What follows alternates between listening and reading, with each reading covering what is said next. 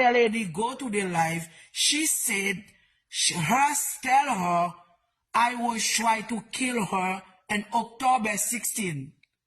It's not true. I'm the one have case on my hand. And I will collect all the money that I spend, all the money they borrow from me, they never return it to me. I have all the receipt from my lawyer to collect all my money for me. Because I borrow the money, I trust them.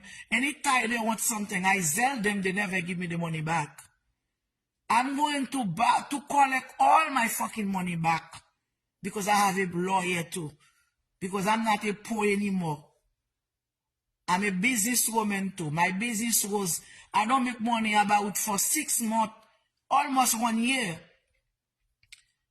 Because I go everywhere with her to support her on her business. She never pay me. She's supposed to make me in payment.